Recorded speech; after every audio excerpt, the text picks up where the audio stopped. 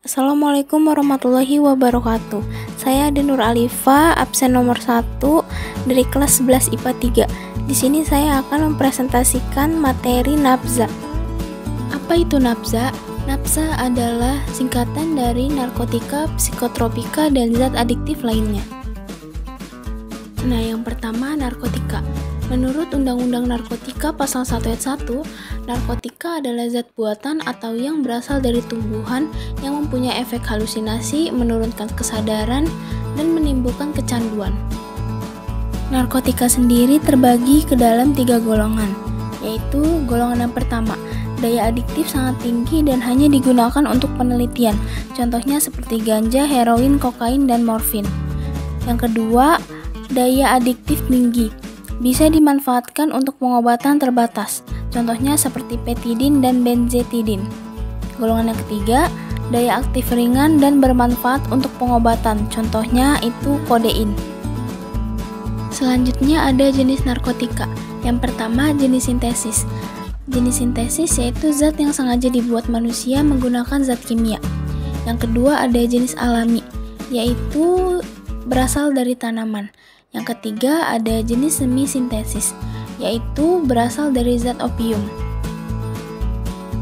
Selanjutnya ada psikotropika. Psikotropika itu adalah bahan baik alamiah ataupun sintesis yang memiliki pengaruh pada susunan saraf pusat yang menyebabkan perubahan perilaku. Nah, psikotropika ini dibagi menjadi 4 golongan.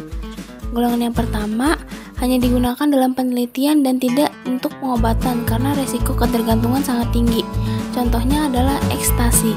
Yang kedua, digunakan untuk terapi terbatas dan penelitian. Resiko ketergantungannya sangat tinggi. Contohnya adalah amfetamin. Golongan ketiga, psikotropika yang digunakan untuk terapi dan penelitian. Resiko ketergantungannya itu sedang. Contohnya adalah fenobarbital. Yang keempat atau yang terakhir, psikotropika yang banyak digunakan untuk pengobatan karena risiko ketergantungannya rendah. Contohnya adalah diazepam. Selanjutnya adalah zat adiktif. Zat adiktif yaitu zat yang bisa menimbulkan ketergantungan. Contohnya adalah sabu-sabu, ganja, opium, heroin, dan lain-lain. Selanjutnya ada jenis-jenis nafza berdasarkan pengaruh ke tubuh. Yang pertama ada stimulan, yang kedua depresan, yang ketiga halusinogen. Yang pertama ada stimulan. Stimulan itu merangsang tubuh untuk bekerja lebih cepat, sehingga gembira sementara waktu saja. Contoh dari stimulan yaitu amfetamin, kokain, ekstasi, kafein, dan alkohol. Selanjutnya yaitu depresan. Depresan ini dapat membuat penggunanya itu menjadi tenang, tertidur, atau bahkan tidak sadarkan diri. Contohnya dari depresan itu opiat, barbiturat, alkohol, dan ganja. Yang terakhir yaitu halusinogen.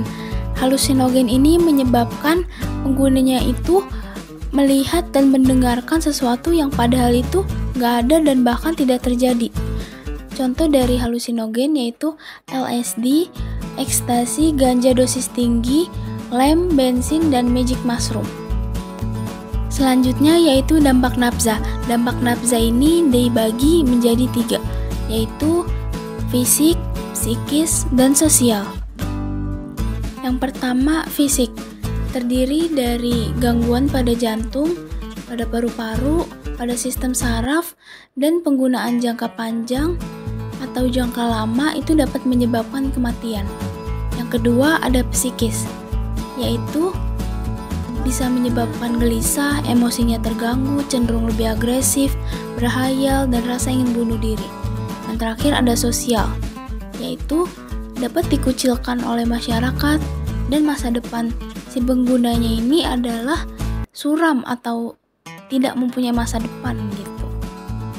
Nah, agar kita tidak mengalami kejadian seperti itu, maka kita harus menghindari nafza. Gimana sih caranya?